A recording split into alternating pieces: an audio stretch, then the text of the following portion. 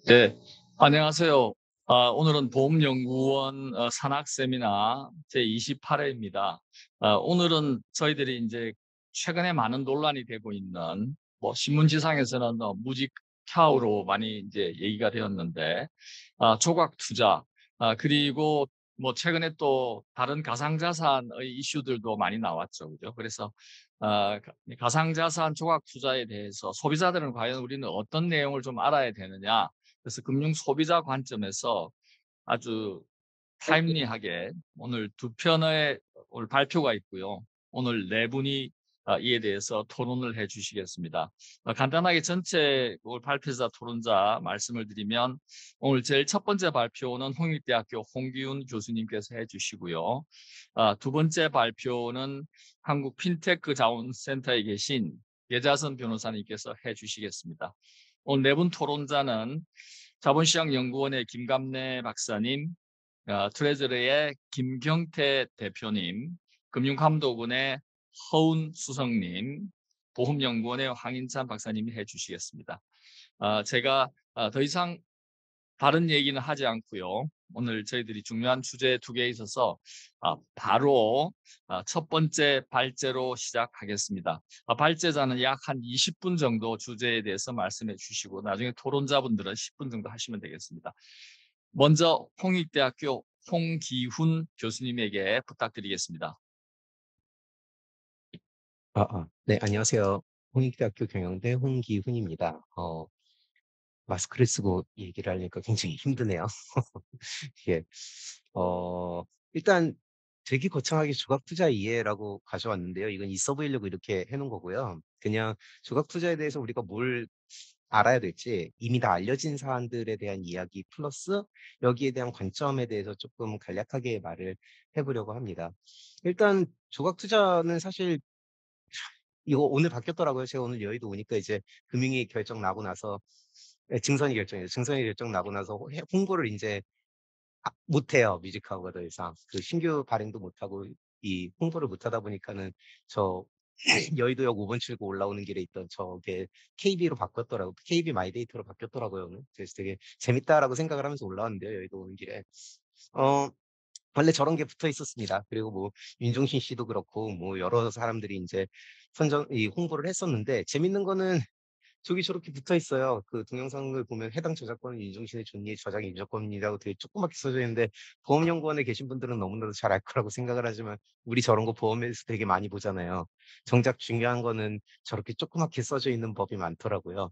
이게 사실 되게 큰 이슈가 됐습니다. 그래가지고 사실 이 뮤직하우에서 존니의 주인이 되어 보세요라고 하는데 파는 거는 주인이 실제로 사보면 주인이 아니라 저작 인조권에서는 그 이상한 형태가 돼 있다라는 지적들이 굉장히 많이 이제 나왔는데 그것 때문에 이제 넣어놓은 겁니다. 그래서 이런 이 홍보를 여의도에 오시는 분들은 많이 보셨을 텐데요. 아니면 뭐 여기저기서 여기 보시면 이제 대표적인 기업들을 제가 쭉 나열을 해놨습니다. 이제 음악 저작 인정권은 뮤직하우, 예술품은 뭐 아트앤가이드, 열매 컴퍼니라고도 불리죠. 그리고 뭐 아트투게더도 있고요. 그리고 건물은 카사가 있고, 송아지는 뱅크하고, 명품 시계 운동화 이런 수투 뭐 있고, 비상장 주식은 엔젤리가 있고, 이런 식으로 있습니다.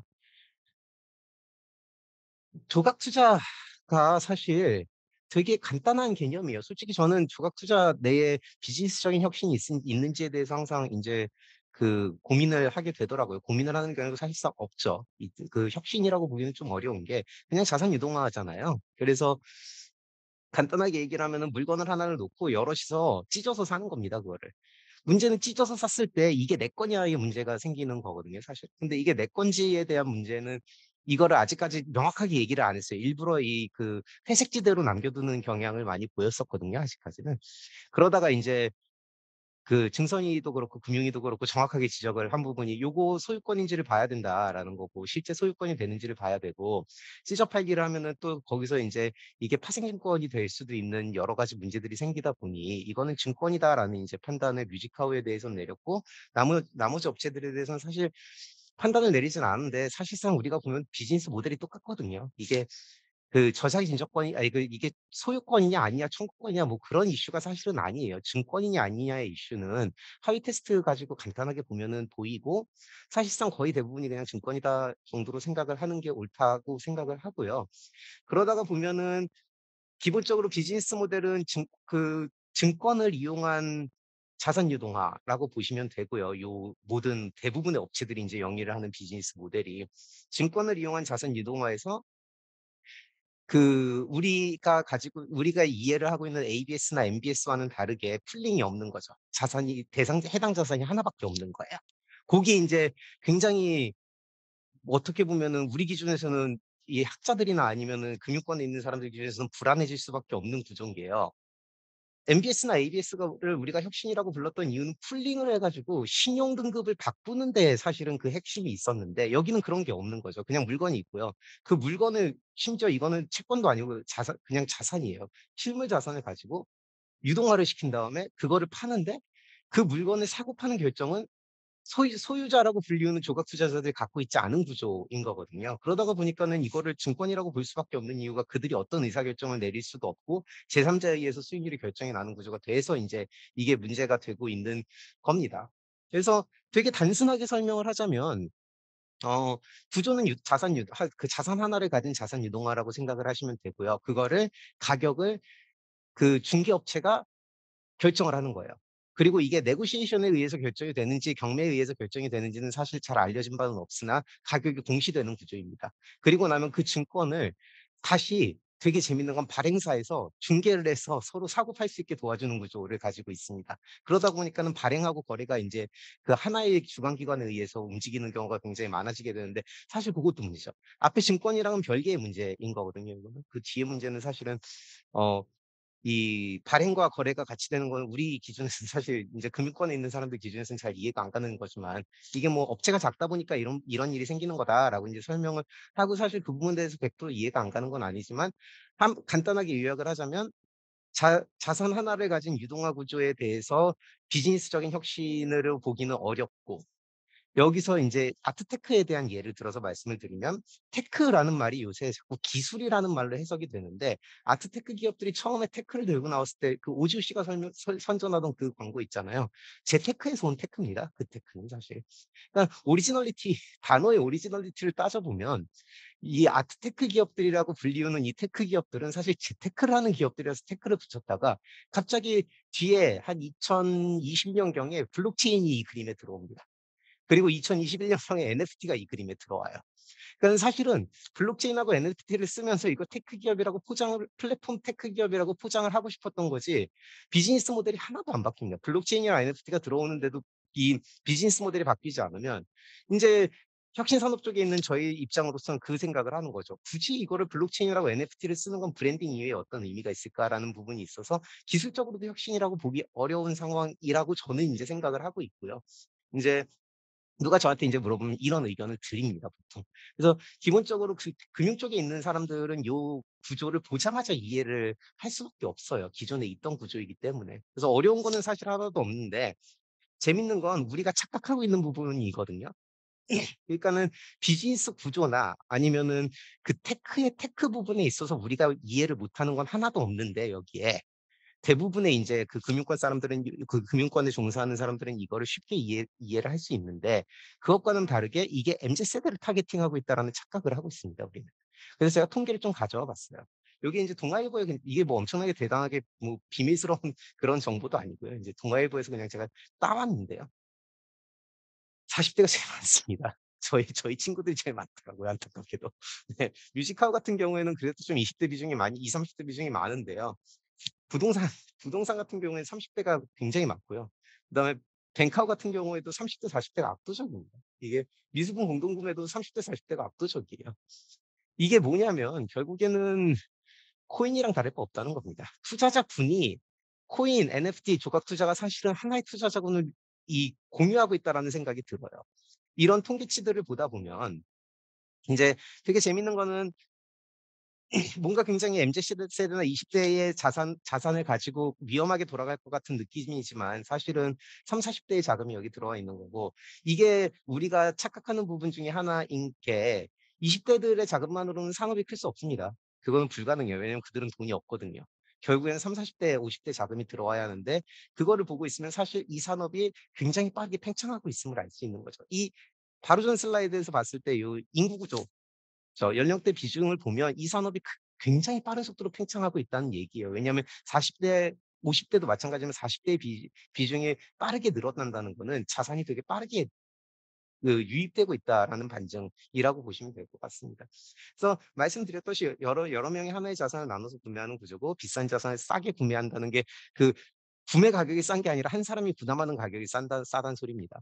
그리고 분할 소유권을 구매를 하는 건데, 소유권은 소유를 증명하기는 하나 일단 증권은 아니라고 주장을 하고 있습니다. 지금 여기서 증권으로 판명된 건 뮤직커버밖에 없고요. 나머지 업체들은 자신들이 증권이 아니라고 주장을 하는데, 이게 되게 위험한 주장이 될 수 있어요. 왜냐하면 소유권은 소유권인데 소유권은 소유를 증명하고 있는데 이게 증권이 아니라고 주장을 하면 사기인가?라는 생각이 들 수밖에 없거든요. 이게 되게 큰 문제가 될 수 있는 게, 증권이 아니라고 주장을 해서 규제를 벗어나고 싶은 것까지는 이해를 하겠으나 그 이유를 보면 그러면은 "이거는 뭐예요?"라고 하면 "소유권이에요."라고 하면 소유권은 증권, 이 문제가 생기는 겁니다. 그러면 이제 증권을 증권이라고 안 하게 되면 또 사기가 되거든요, 이게. 그래서 그런 부분에 대해서도 굉장히 많은 고민을 좀 하셔야 될 것 같아요. 그러니까 규제 리스크는 계속해서 존재를 하고 있다는 이야기입니다. 왜냐하면 금융위에다 물어보면 제일 쉬운데요. 안 물어보더라고요.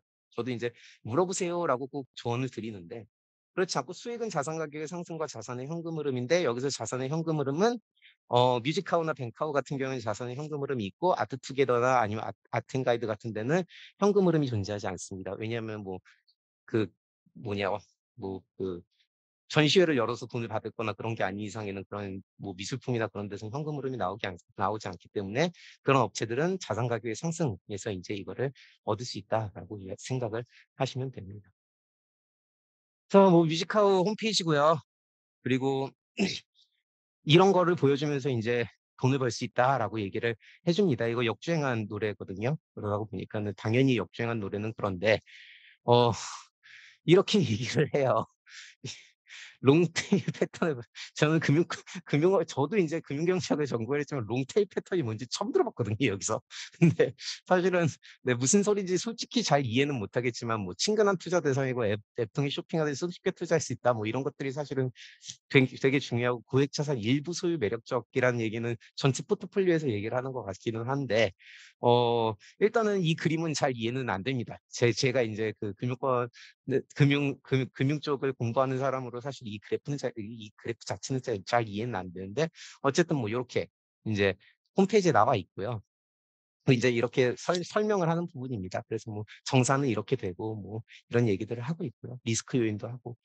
사업체별로 이렇게 돼 있고요. 열매 컴퍼니는 16 년에 세워졌고, 아트블록은 19 년에 세워지고, 프로라타가 거의 지금 유일하게 망한 인제 폐업된 회사고요. 아트투게더, 피카 프로젝트 이런 데들이 있고, 직원 수가 굉장히 작습니다. 직원 수가 많은 회사는 아닌데, 굉장히 우려스러운 건 사실 여기서는 뭐라고 해야 하나, 증권을 발행하는 업무를 하고 있는 회사의 직원 수가 저렇게 적어도 되는지에 대한 이제 걱정은 항상 존재를 하죠, 물론.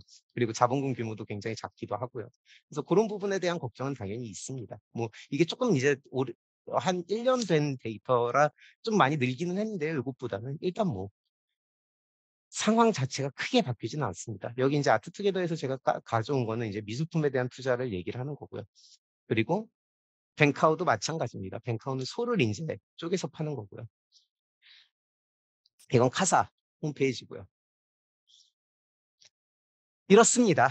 근데 재밌는 건 어느 순간에 요걸 내렸더라고요. 제가 한동안 요 얘기를 하고 다녔었는데 홈페이지에서 요 수익률을 내렸어요.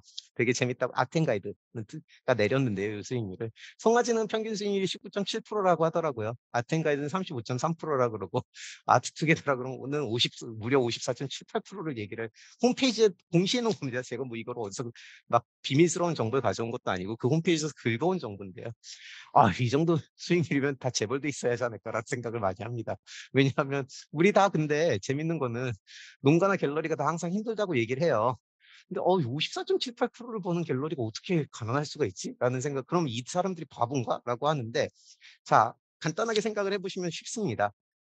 2016 년에 아텐가이드가 만들어졌어요. 그게 아마도 제일 오래된 미술품 재테크 회사인 것 같은데, 조각 투자 회사인 것 같은데, 그렇게 따지면 6년 됐단 말이죠.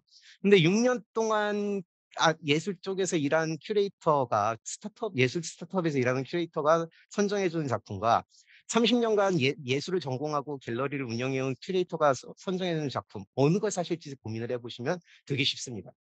상식적으로 저 수익률은 말이 안 돼요. 전 그냥 말이 안 되는 수익률이거든요. 이번에 루나도 마찬가지예요. 루나 20%가 문제가 됐었거든요. 어떻게 20%를 수익률을 지속적으로 이자율로 줄 수 있느냐의 문제가 "이건 폰지다."라는 게 그 20%에서 나온 얘기인데 여기는 35% 55%를 얘기를 하니까 이 수치들은 기본적으로 말은 안 되는 수치들이고요. 그리고 심지어 여기는 무슨 문제가 있냐면요. 구매가를 공개합니다. 인제 제가 하나 예를 가지고 왔어요. 156일 보유 기간이 156 일이었고 모집 금액이 21억 이었어요. 그러면 이게 무슨 의미인지 아세요? 매각 금액이 20억 5천인데 어떤 사람이 6 개월 전에 21억을 주고 산 물건을 내가 그걸 홈페이지를 통해서 보고 있는데 6 개월 뒤에 29억 주고 산 거예요. 상식적으로 조금 이상하잖아요 이거는. 물론 파는 쪽은 감사하죠. 근데 사는 쪽에서 도대체 한두 번은 그럴 수 있지만 매번 이렇게 된다는 건 좀 이상한 일이라고 생각을 하시면 될 것 같습니다. 그리고 사실 직관적으로 이상하면 이상한 거예요. 이게 뭐 엄청나게 어려운 일이 있다라고 저는 생각을 하지 않거든요. 이게 비즈니스를 는 사람들이 엄청나게 매직을 부리지는 않아요. 이게 마법인 것 같은데 이걸 보고 있으면 탐나죠. 근데 누나도 탐났죠 그래서. 요게 사실은 제가 생각하는 가장 큰 문제라고 생각을 합니다. 평균 수익률이 말이 안 돼요 이거는.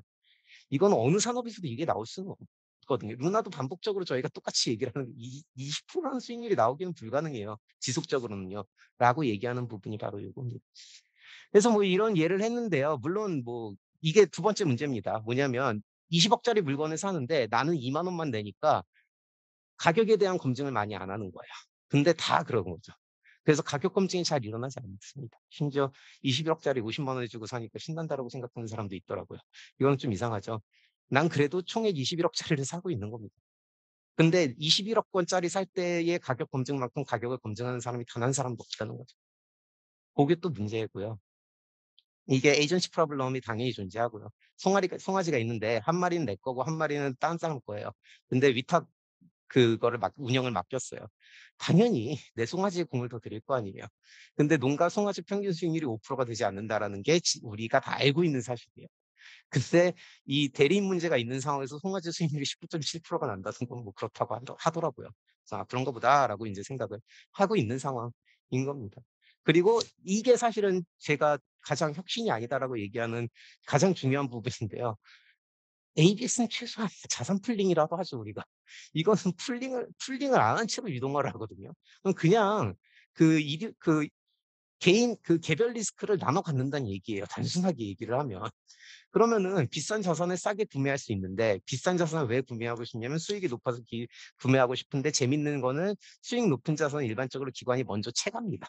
그러다 보면 조각 투자 구매 기회가 오는 자산은 수익률이 낮거나 위험성이 높은 자산의 확률이 이건 확률의 얘기거든요. 확률이 높은데 문제는 이거를 하나를 여럿이서 나눠서 산다는 거예요. 그러면은 위험이 그냥 이디오신크레틱 리스크라고 우리가 부르는데 개별 자산의 위험이 그냥 확대 재생산되는 결과를 가져오기 때문에 사실은 역분산 효과를 나타낸다고 볼 수 있습니다. 그리고 마지막으로 요거죠. 이게 인제 증권에 대한 얘기거든요. 그래서 요거는 사실 금융위 이번에 증선위회가 이 문제를 해결을 하는 겁니다. 그래서 어 "증권으로 만들어라." 아니면 자본시장법 내에 들어오든지 아니면은 그 "샌드박스 안에 들어가라."라고 하는 게 바로 요 문제를 해결을 하는 거거든요. 그래서 통신판매업자는 증권을 발행할 수 없기 때문에 요 문제는 이제 해결이 될 거라고 봅니다. 나머지 업체들도 증선이나 아니면 금융위, 특히 금융위죠. 금융위에 인제 문의를 해 보면 자기네가 증권인지 아닌지를 판단할 수 있고 그럼 요 문제는 이제 해결이 될 수 있다고 봅니다. 그래서 어떻게 될 것이냐의 문제인데요. 1 분이 좀 안 남았거든요. 어 마지막 슬라이드네. 좋네요. 딱 시간 너무 잘 맞춘 것 같습니다. 그래서 어 요 세 가지가 사실 문제예요. 근데 저는 사실 이들이 지금 주장하고 있는 거는 어떻게 보면 허위라고 볼 수도 있다고 생각을 하고요. 특히나 수익률 부분에 있어서 가장 큰 문제가 있고 정보의 비대칭성이 거기에 인제 문제가 되는데요. 수익률 산정 기준이나 이런 것들을 좀 투명하게 할 필요가 있고 '자본시장법 안으로 들어오는 게 옳지 않을까.'라는 생각을 하고 있기 때문에 투자를 하시는 분들은 이런 규제 리스크나 아니면은 뭐 시세나 아니면 정보 비대칭에 대한 위험을 충분히 인지를 하시면서 그리고 대리인 문제의 문제도 인지를 하시면서 투자를 하시는 게 좋을 거라고 생각을 합니다. 감사합니다. 네, 홍규인 박사님 감사합니다. 저희들이 조금 어렵게 생각했던 조각 투자를 홍겸 교수님께서 너무 아주 명확하게 설명해 주셨어요. 이게 과연 혁신인가? 사실은 이게 광고, 마케팅 아니면 브랜딩 아닌가? 뭐 듣는 분께서 판단해 주시겠지만 저는 상당히 설득력 있는 홍경 교수님의 설명이라고 생각이 됩니다. 자, 두 번째 주제는 예자선 변호사님께서 발제해 주시겠습니다. 울고 발표하면 되는 거죠. 네. 저도 이어서 가상자산업의 자산 산업에 대해서 한번 살펴보겠습니다. 먼저 저거는 가상자산 산업에 대해서 지금 이것저것 떠드는 막 얘기가 많고 여러 가지 들어봐도 잘 모르는 이유가 있습니다. 왜냐하면 거기 정보들이 원래부터 헷갈리게 만들려고 고의적으로 만든 정보들이에요. 사업자들이 만든 정보이기 때문에. 왜냐하면 뭔가를 팔 때 우리가 자기한테 유리한 거를 말하게 되잖아요. 회사에 다니는 사람도 자기 회사를 위해서 홍보팀에서 이렇게 할 때 뭘 다 이렇게 하지는 않는데 심지어 지금 가상자산 사업 비즈니스 구조가 폰지 구조로 되어 있는데 그거를 이렇게 다 얘기를 해줄 필요가 없고 그렇게 되면은 이건 유지가 될 수 없겠죠. 그래서 앞으로 가상자산에 대해서 막 어려운 얘기, 투자자 보호를 해야 되지 않느냐 이런 얘기도 마찬가지예요. 그것도 결국 이거를 사가지고 있는 사람들이 이 코인을 산다. 내가 이 코인을 판다는 사람 관점에서 이걸 사가지고 있을 때 어떻게 되느냐, 뭐 있을 수 있냐, 가격 변동이 어떠냐, 그런 얘기를 하고 있는 거거든요. 반드시 이거를 사는 사람이 있으면 파는 사람이 있기 때문에 그냥 사업자의 비즈니스 구조, 이 사람이 내 돈을 가져가면서 뭘 제공하는 것이며 그걸 제공하기 위해서 어떤 비즈니스 구조를 가지고 있느냐, 매출과 비용이 어디서 발생하느냐 그런 기본적인 거 관점에서 보시면 사실 기술이 어쩌고저쩌고 해도 그냥 그거는 그 서비스를 굴리기 위해서 무슨 기술을 쓰는지 그 코딩이 어떻게 돌아가는지는 전혀 알 필요가 없고 음 그 비즈니스 구조를 통해서 본질을 사실 쉽게 파악할 수 있다고 생각합니다.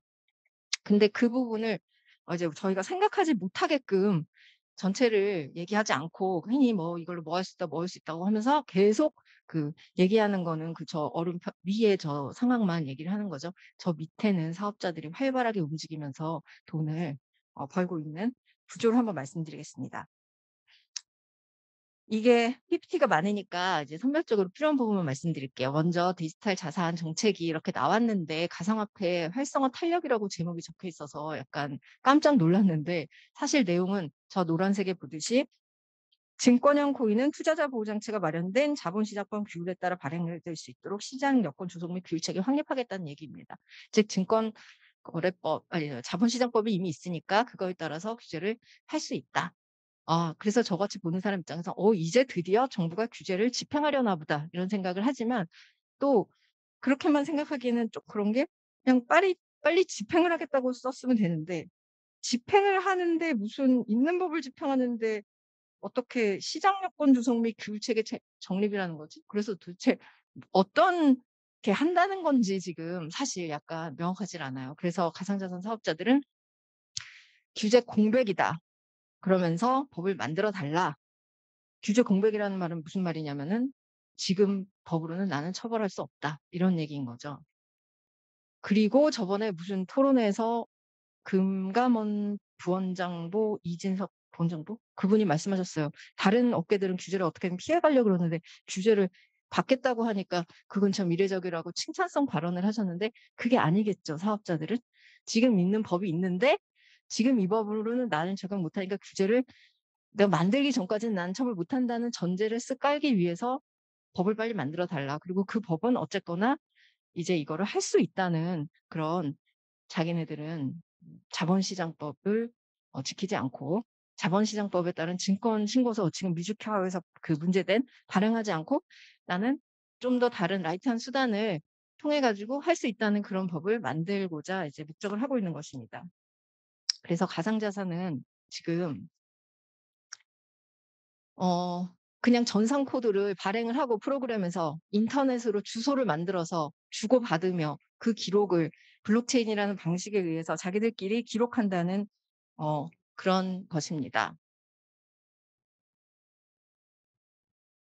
여기에는 3가지가 있어요. 페이지를 보시면 그 비트코인 블록체인, 이게 처음 나왔을 때 비트코인이라는 블록체인 그 프로그램에서 비트코인이라는 전산 코드를 발행을 해서 돈처럼 주고받아 보자라고 생각을 한 거예요. 그래서 돈처럼 주고받아 보려면 일정하게 발행되면서 서로 주소를 가지고 주고받고, 주고받은 내용은 기록을 하는데 누가 기록하냐면 그 비트코인 프로그램을 설치한 컴퓨터들끼리 그 트랜잭션 신호를 수신해서 블록으로 쌓자. 그렇게 된 건데요. 여기에 핵심은 뭐냐면 여러 컴퓨터들이 나눠서 데이터를 처리하기 때문에 탈중화가 아니라, 그건 결과적인 모습이고, 그 돈 대신 사용할 때 제일 중요한 게 뭐죠?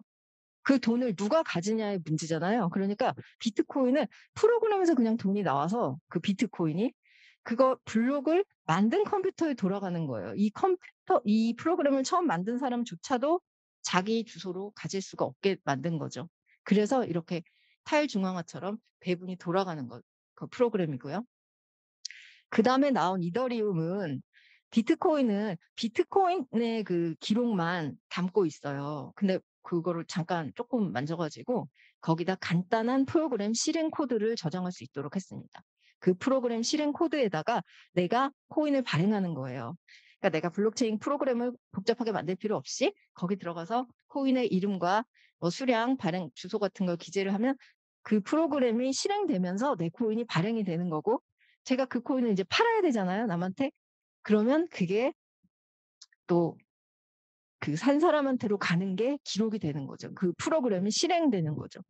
코인이 발행되고 코인이 거래되는 게 간단하게 실행이 되면서 그 실행 기록을, 그것도 데이터기 때문에 블록에 담아주는 게 이더리움입니다. 그래서 이더리움은 플랫폼 블록체인이고, 그러면서 유틸리티 코인이라는 개념이 나왔죠. 왜냐하면 사람들이 그 프로그램 실행 코드를 써서 이더리움 블록체인에다가 그 데이터 기록을 요청할 때 그 데이터를 기록해 주는 사람은 역시 이더리움 프로그램을 깔아서 그 이제 채굴을 해가지고 블록을 만드는 사람들이니까 이 사람들은 이제 유인책이 있어야 되잖아요. 그래서 이더리움에서도 신규 프로그램 발행을 이렇게 만들어서 주기도 하지만, 이더를 사가지고 제가 거래소에서 그거를 지불을 해야 돼요. 제 젠자 지갑 안에 이더를 넣어놓고 그거를 그 사람 주소로 이제 그쪽에 차감이 되어야 가스비라고 하면서 돌아가는 거죠. 즉, 플랫폼 블록체인이 있고요. 이 플랫폼 블록체인은 플랫폼 블록 그 코인이 있는 거고, 플랫폼 블록체인의 위에 프로그램을 심어넣고 만드는 그 코인은 토큰형 코인, 알트코인이라고 부르는 거고, 그거는 이제 그 기록을 이용을 하는 거니까 네트워크 사용료로 뭐 메인 블록체인 코인을 지불해야 되게 돼 있어요. 그래서 옆에를 보시면 지금 플랫폼 블록체인이라는 게 나오면서 코인의 종류가 2개가 된 거죠. 플랫폼 블록체인 코인과 토큰형 코인. 그래서 지금은 모두 이렇게 사업이 이렇게 돌아갑니다. 그리고 플랫폼 블록체인의 효시가 이더리움이지만 뭐 그게 이더리움만 하라는 법이 없잖아요. 그래서 이오스, 그다음에 우리나라 클레이튼 이렇게 다 만든 거죠. 이 만든 사업자들은 이더리움, 이오스, 클레이를 만들고 어떻게 돈을 버냐면, 자기들이 그 여기다가 이제 다른 사람이 자기 코인을 만들려고 자기 네트워크를 쓸 때 이더리움이나 이오스, 클레이튼을 지불을 하잖아요. 그렇죠? 지불을 하는 거를 거래소에서 그게 아니죠. 그 기록을 해준 거는, 지불하는 건 누가 가지냐면 이더리움에서는 블록을 만든 사람이 가지잖아요. 그럼 이더리움을 애초에 프로그램을 만든 사람은 어떻게 하냐면은 비트코인과 달리 처음부터 대량으로 자기 앞으로 코인을 잔뜩 발행해 놓는 겁니다. 그래서 비트코인 때는 채굴이라는 개념이었어요.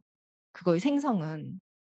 수수료로 지불하는 것도 누군가가 채굴한 걸 거래소에서 사해서 지불을 하는 건데, 플랫폼 블록체인에서는 주조라는 개념이 생긴 거죠. 내가 먼저 잔뜩 그거를 만들어 놓고 그 프로그램을 만든 사람이 그 코인을 그 이더를 쓸 일은 없는데 이제 이게 가격이 오르면 거래소에 팔기 위해서 확보를 하고 있다가 이제 거래소에 그거를 파는 거죠. 그 이오스나 클레이튼 같은 거는 이더리움에서 조금 더 약간 수정을 해서 데이터를 처리해 주는 방식을 꼭 채굴로 하지 않고 그냥 조금 더 자기들이 점점 더 알아서 해 주는 방식으로 하게 되는 거예요. 그래서 클레이튼은 거기 클레이튼 컨소시엄에 들어가 있는 회사들끼리 노드에서 처리해 준다라고 하면 어떻게 되죠? 클레이튼이 클레이를 그러면 거기서 처리를 해 주면 그 대가로 그 알트코인을 발행하는 사람들이 클레이를 줄 거 아니에요. 근데 채굴이라는 게 없으니까 채굴하는 컴퓨터에 주는 게 아니라 그 컨소시엄을 구성한 회사들에게 배분이 되는 거겠죠. 그리고 사실 그거는 세 발의 피고요. 애초에 이런 이제 플랫폼을 짠하고 만들 때 이더 이오스 클레이를 잔뜩 확보하고 있기 때문에 그 재단에서 그걸로 이제 팔아 가지고 돈을 벌게 되는 겁니다.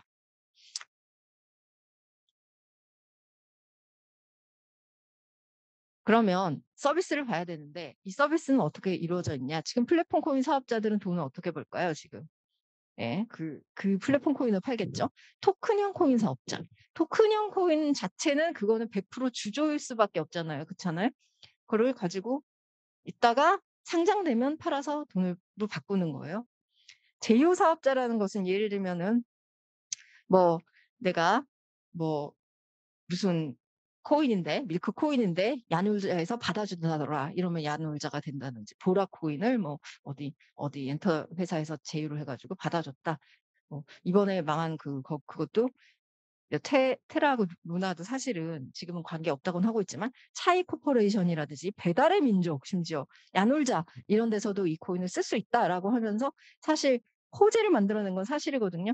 그럼 배민이나 야놀자가 뭐 진짜 그걸 받을 마음이었을까요? 아니겠죠. 제휴를 해준 거예요. 이게 마케팅이고 바로 코인 발행 사업자에게는 이 사람들은 무슨 대가를 받느냐? 그 코인을 받는 거예요. 그 코인을 받아가지고 가지고 있으면서 이해관계를 같이 해서 이름을 빌려주고 이제 그 코인을 처분을 해서 돈을 벌 수가 있는 거죠. 자, 이런 구조를 가지고 있습니다. 그래서 이 사람들은 코인을 팔아서 돈을 벌어야 되는데 그게 이제 자기가 만든 코인이라는 거죠. 네.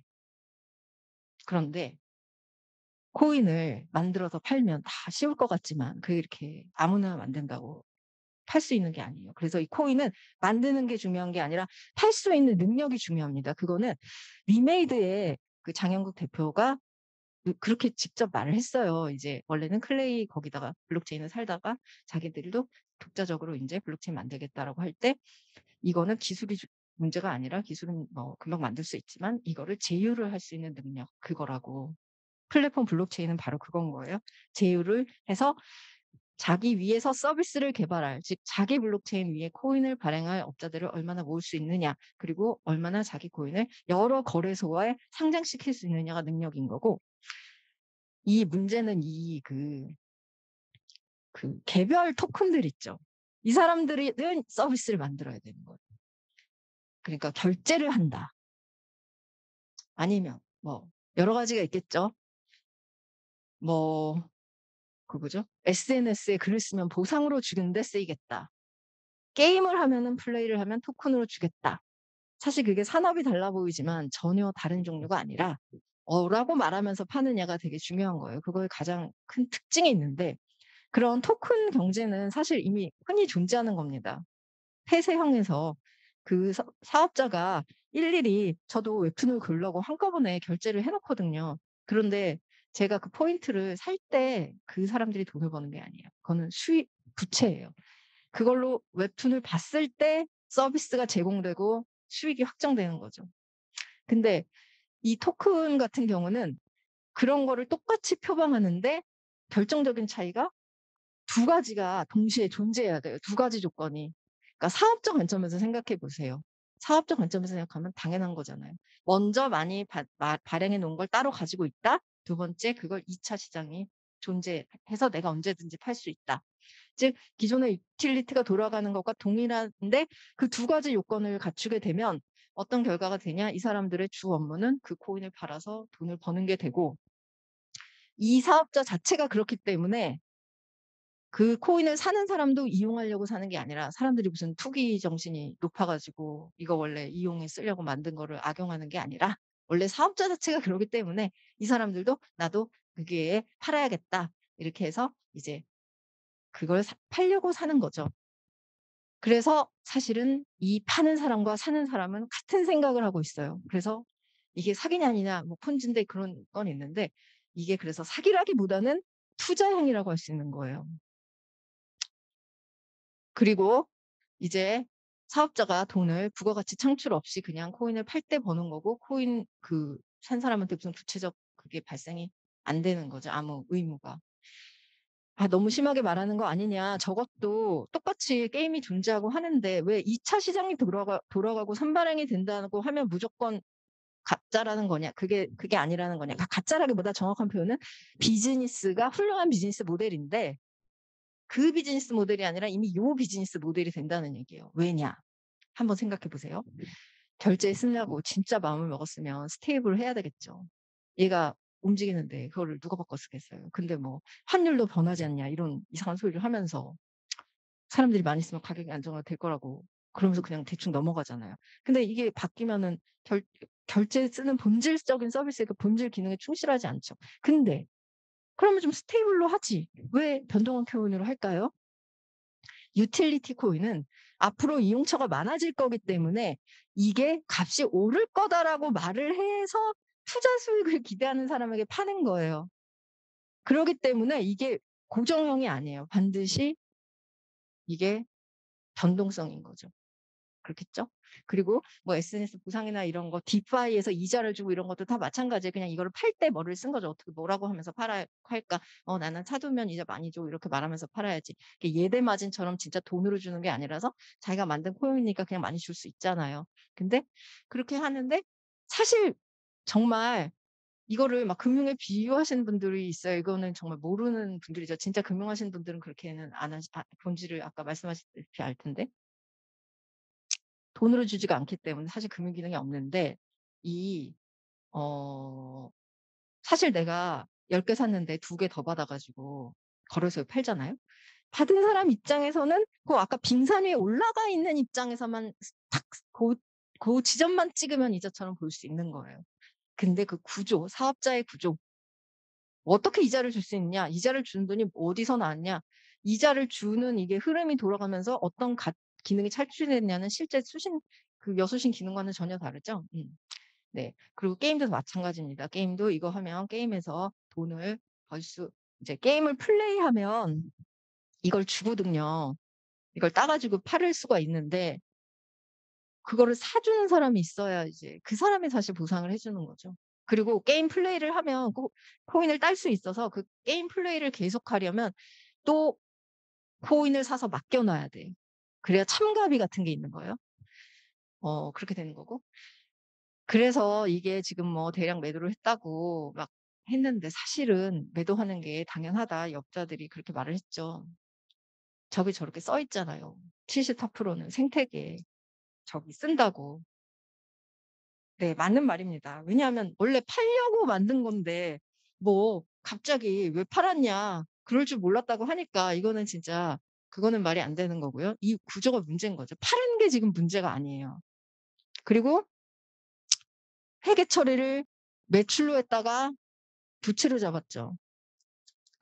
감사인 입장에서는 재무제표가 너무 좋아 보이는 거를 감시하는 게 기본적 분식 회계인지라 아마 보수적으로 한 모양인데 아까 2차 시장이 존재하지 않고 정말 자기가 괜히 찍어낼 필요가 없는 그런 도토리를 SK에서 그냥 막 찍어낸다고 해서 굳이 그걸 어디다 팔 것도 아닌데 아무 이유가 없잖아요. 그런 거는 부채로 잡은 게 맞겠죠. 선불 충전금처럼. 근데 코인을 팔았는데 저 코인을 뭐 사 갖고 그냥 자기가 산 사람이 딴 사람한테 팔아서 돈을 벌으라는 거지 내가 뭘 해 주기로 한 게 아니고 그냥 두리뭉실하게 이 돈을 생태계를 위해서 잘 쓰겠다고 했을 뿐인데 전혀 그게 없죠. 그래서 코인을 다시 정리를 하면 증권형 코인은 자기들은 존재하지 않는다고 주장을 하는 건데 그거는 저희가 증권성 검토를 바로 이어서 한번 해보도록 하고요. 지불형 코인은 아까 비트코인처럼 자기 코인에 오고 간 거래만 해주는 거예요. 그런데 그거는 그거 자체가 유명해져야지 되겠고 약간 재미가 없겠죠. 그 비트코인 만든 사람은 자기는 미리 가지고 있는 게 없으니까. 나머지는 이제 유틸리티 코인이라고 하면서 돌아가는 거고 NFT 같은 것도 사실은 그 위에 있는 코인이기 때문에 이더리움이나 그, 그 클레이 같은 데서 자꾸 자기 블록체인 위에 뭔가를 기록을 시켜야 된단 말이에요. 그래야 클레이가 쓰이고 이더가 쓰이면서 이제 활성화되는 모습을 보여줘서 자기가 미리 찍어놓은 이더와 클레이를 시장에 팔 수 있기 때문에 NFT 프로그램을 약간 변경하면 뭐 NFT가 되고 어떤 거는 그냥 코인이 되고 이렇게 될 거 아니에요. 그렇게 만드는 거고. 결정적으로 스테이블 코인도 는 이런 거예요. 아까 유틸리티 코인은 100% 가격 변동량이에요. 그래서 투자 계약의 성격을 가지고 저기를 하는 거란 말이에요. 왜냐하면 이거 내가 이돈 받아서 생태계 조성해서 이 가치 올려줄게. 그러는 거기 때문에. 근데 스테이블 코인은 그런 게 아니잖아요. 스테이블 코인은 저 가치가 고정돼 있는데 그럼 어떻게 돈을 벌까요? 이런 거죠.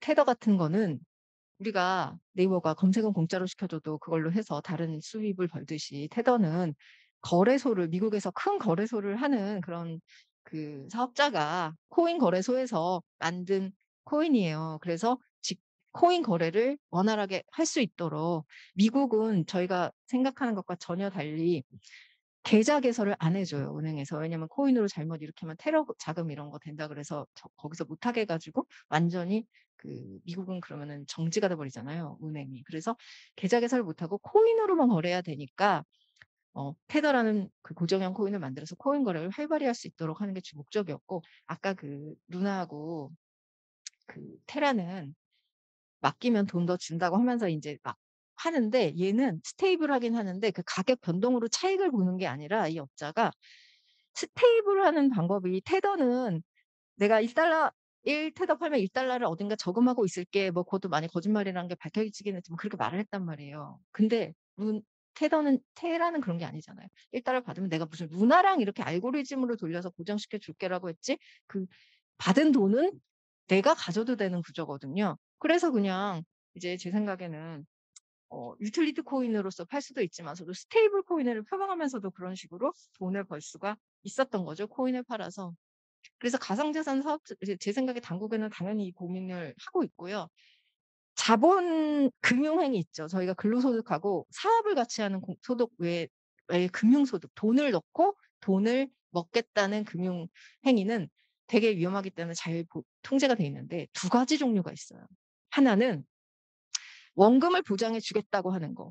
그거는 수신 기간만 하도록 해서 수신 기간이 아니면 유사수신행위로 바로 처벌을 하죠. 두 번째, 자본시장, 그러니까 원금을 보장해 주지 않는 행위예요. 그거는 원금을 보장해 주지 않는 건 이제 아무튼 자금 모집이 있어야 되기 때문에 돈을 잃을 수 있다는 것 자체는 말했으니까 이제 그거는 허용을 해줘야 되는데 어떻게 허용을 해주느냐? 네, 바로 이거죠. 이 돈을 받아서 대충 뭐에 쓰겠다는 건지 그거를 좀 중요 사항을 정리를 해서 좀 금융위원회에서 증권신고서 검토를 하고 뭐 그냥 해봐라 이렇게 했을 때 할 수 있게 돼 있는 거예요. 그게 그냥 증권신고서 작성이에요. 뭐 그렇게 해도 뭐 피해가 저기 돈을 잃고 뭐 어쩌고저쩌고 이런 거는 어쩔 수 없지만은 저도 스킴 자체는 보는 거죠. 근데 지금 저 증권을 보면 이렇게 6가지가 있고 이 중에서도 투자계약증권은 포괄 개념으로 자본시장법 개정 때 만들어질 때 들어온 건데 나머지는 딱 이렇게 되면 딱 바로 해당이 되지만 투자계약증권은 저런 거에 해당되지 않으면서 어쨌건 돈 맡기세요. 내가 불려줄게요. 그걸 기대하면서 하는 행위를 투자계약증권이라고 보는 거예요. 그래서 미국에서는 이미 이걸 가지고 다 적용을 하고 있고 뭐 이미 미국에서는 프레임워크가 나왔는데 이거를 가상자산에 어떻게 볼 것인가를 이미 나왔어요. 그래가지고 한마디로 이런 거 있잖아요. 아까 그런 위믹스 같이 이렇게 해서 내가 생태계 키워주고 내가 해줄게라고 하는 거는 이제 저쪽에 쭉 왼쪽에 쓰인 저거 100%다 해당이 되는 거고 비트코인 얘는 증권이 뭐 업조에는 누가 투자를 받은 사람도 없고 뭐 이더리움 이런 건 이제 좀 애매해져 버리는 거죠. 왜냐하면 이더리움 재단에서 뭐 애초에 이 판을 다 짜긴 했지만 각각의 사업은 저쪽에서 돌아가고 이제 너무 이더리움의 가격을 무슨 이더 재단에서 뭘 하면서 조정한다고 하기에는 좀 멀어졌으니까 그래서 이제 애매한 부분이 있을 수 있다. 근데 애매하다고 어렵다, 애매하다라는 게 아니라 우리가 애매하다는 거는 어떤 하나의 문제가 풀기 애매하다는 것 그런 게 아니라 애매한 영역은 있지만 지금 일단은 기본적으로 확실한 거는 엄청 많은 거죠. 저희가 대부분 투자하는 코인들은 그냥 이렇게 증권 투자 계약으로 확실히 볼 수 있는 거예요. 아까 이미 교수님 다 말씀하신 것 같고.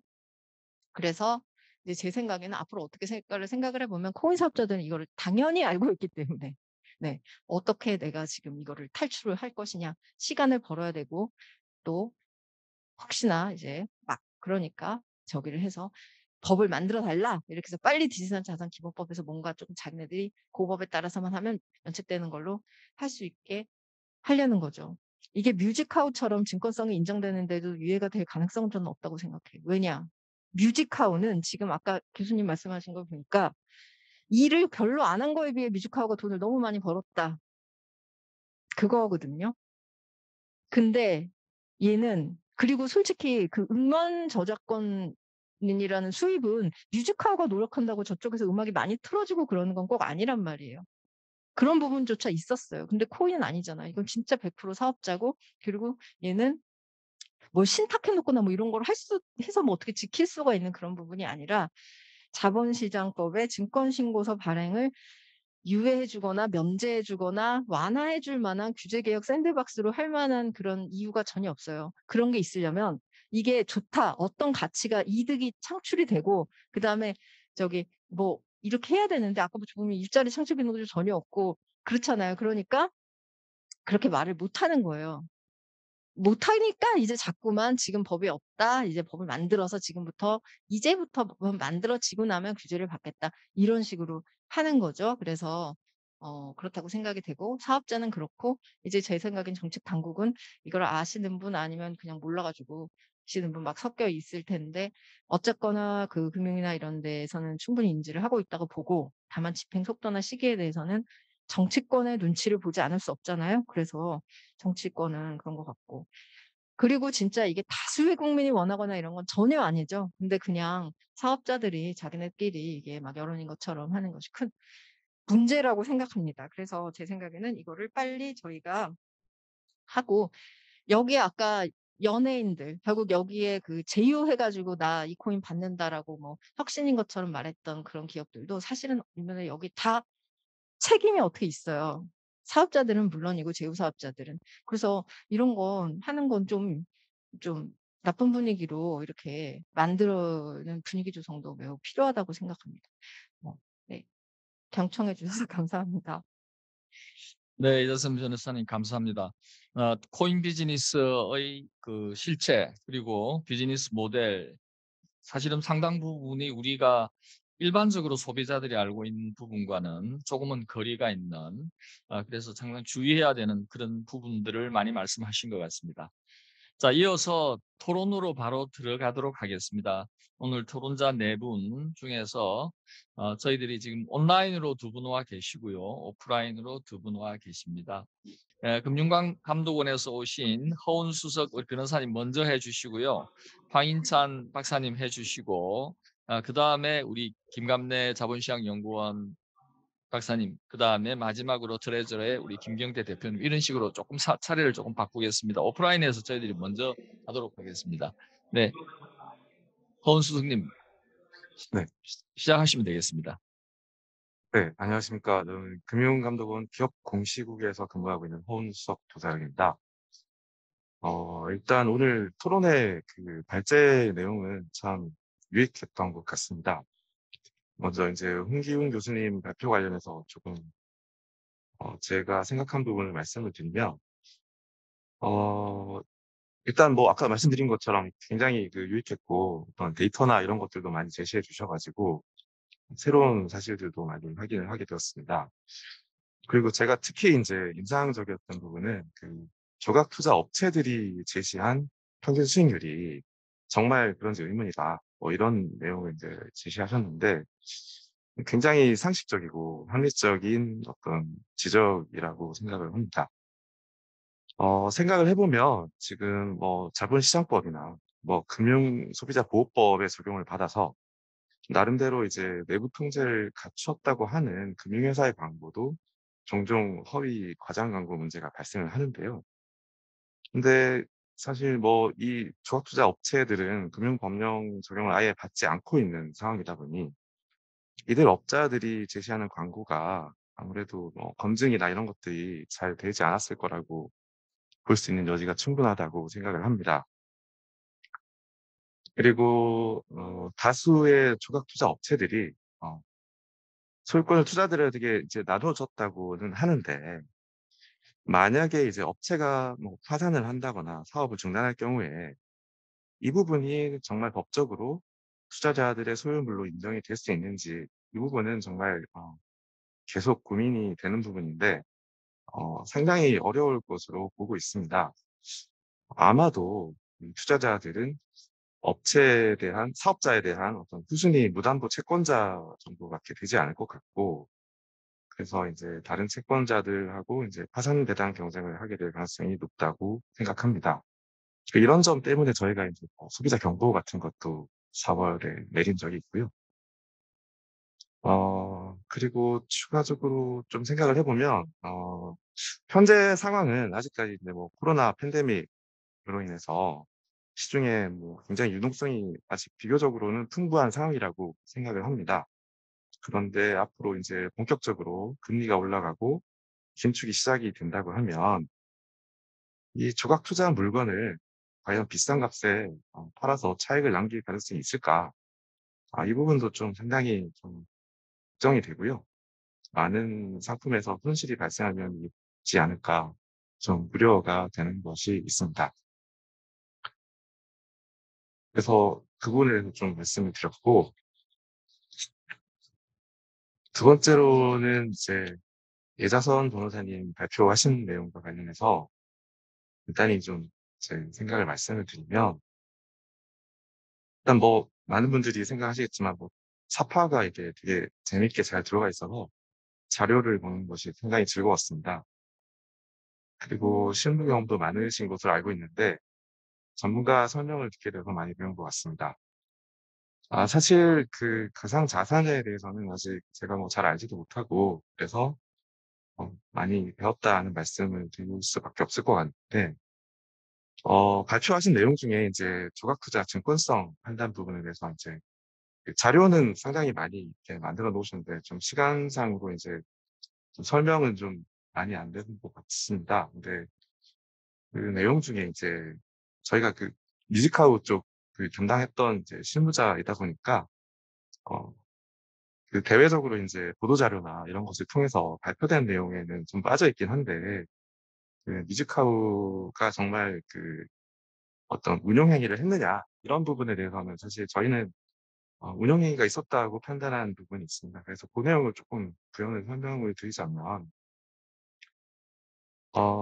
그 뮤직하우 스킨에서 투자자가 이제 수취하게 되는 저작권료 수입은 그 원천이 저작권자인 뮤직하우 에셋이 저작권에 대한 이용 허락을 해서 이제 거기 이용 허락에 따른 그 수입을 받아서 이제 전달해서 받게 되는 것입니다. 그런데 이 이용 허락은 어떻게 하느냐? 이 부분에 대해서는 사실 그 저작권자는 이것을 직접 이용 허락을 할 수도 있고 또는 이제 어떤 관리의 편의성을 위해서 많은 사람들이 하고 있듯이 저작권 신탁 관리업자 등에게 맡겨서 관리를 할 수도 있습니다. 그런데 이제 이렇게 그 이용 허락이라는 운용 행위를 하지 않을 경우는 수입이 발생하지 않기 때문에 어, 이용 허락을 저작권자가 직접 수행하거나 아니면 신탁 관리업자에게 맡기거나 이런 방법을 선택을 할 수가 있습니다. 그런데 이제 뮤직하우 측은 이것을 관리 편의성을 위해서 신탁 관리업자에게 맡기는 방식으로 운영을 하였다라고 저희는 보았습니다. 그 부분에 대해서는 조금 부연 설명을 드렸고요.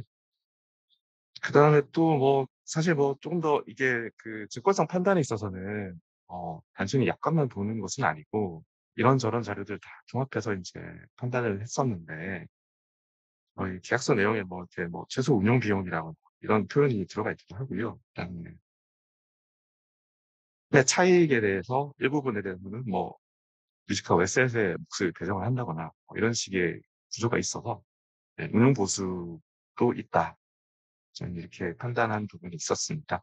이 점 뭐 그냥 간단하게 설명을 드려봤습니다.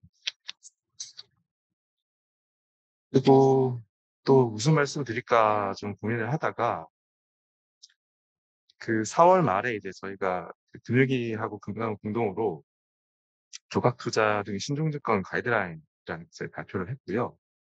그래서 이 부분에 대해서 이제 어, 언론 보도를 통해서 많은 내용들이 이제 그 보도가 되었는데 그 보도된 내용 중에 일부가 조금 그 저희 의도하고는 좀 다르게 좀 전달이 되는 부분이 좀 있는 것 같아서 간단하게 좀 표현을 하나 만들어 왔는데요. 먼저 이제 조각 투자가 예를 들어서 이제 많은 그 업체들이 뭐 공동 소유권이다 이렇게 주장을 하고 있는데 조각 투자가 뭐 민법상 공동 소유권을 투자자에게 부여하는 경우에도 이 투자 계약 증권, 뭐 증권에 해당할 수 있느냐 이런 질문이 있을 수 있는데 여기에 대해서는 사실 저희는 조각 투자 대상에 대한 명목상 소유권이 누구에게 있느냐 이것은 사실 투자계약증권 판단의 필수적 고려 요소가 아니라고 보고 있습니다. 그래서 투자 대상 물건에 대해서 어떤 명목상 소유권을 투자자들에게 부여했다고 하더라도 단지 그거에서 그치는 것이 아니라 사업자가 이를 뭐 운영하고 매각하고 그다음에 수익을 창출해서 분배하겠다. 이러한 약속이 있으면 이것은 투자계약증권의 그 구성 요소에 해당한다고 판단을 하고 있습니다. 사실 그 투자계약증권이라는 개념 자체가 그 미국의 그 하위 퀘스트 판례에서 이제 그 온 것인데요.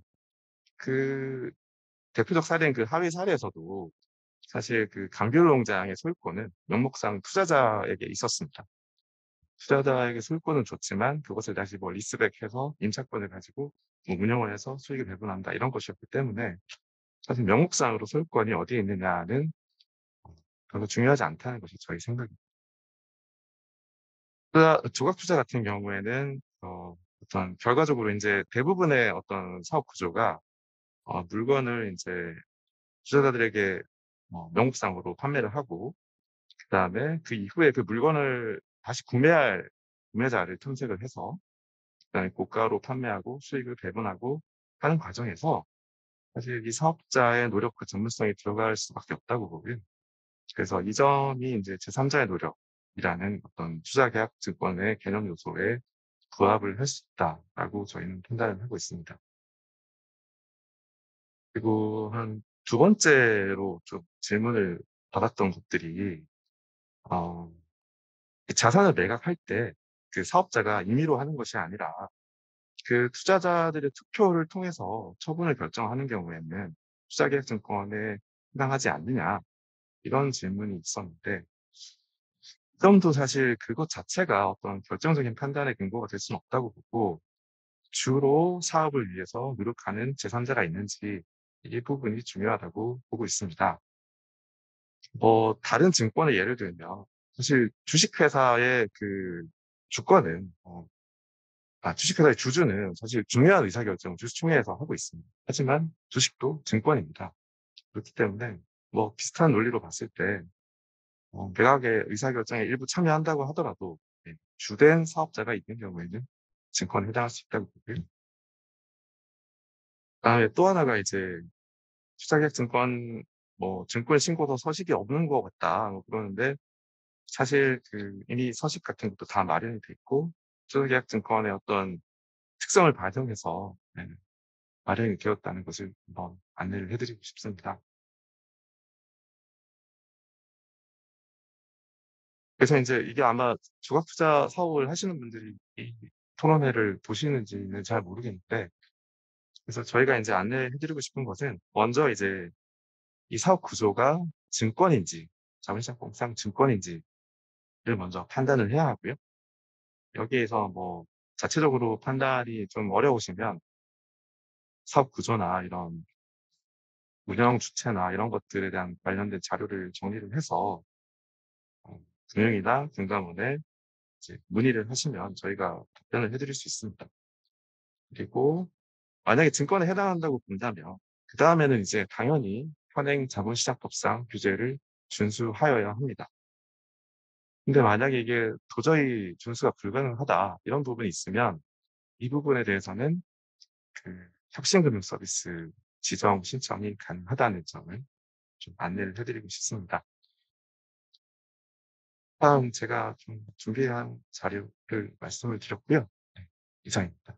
네, 감사합니다. 혹시 김감래 박사님 혹시 연결되셨습니까? 네, 안녕하세요. 김 박사님 뭐 토론 지금 하시겠습니까? 지금 네, 연결이 지금 되셨는데. 하겠습니다. 네. 네네. 그러면 자본시장연구원의 김감래 박사님에게 토론 부탁드리겠습니다. 그 다음에 김경태 대표님에게 부탁드릴게요. 예. 네, 먼저 좋은 발표해 주신 홍기훈 교수님하고 예자선 변호사님께 감사를 드리고요. 또 이런 좋은 행사를 마련해 주신 보험연구원 측에도 감사를 드립니다. 그 발표 잘 들었고 또 많이 배웠습니다. 그 관련해서 이제 그 홍 교수님 그 발제 부분 먼저 말씀을 드리면요.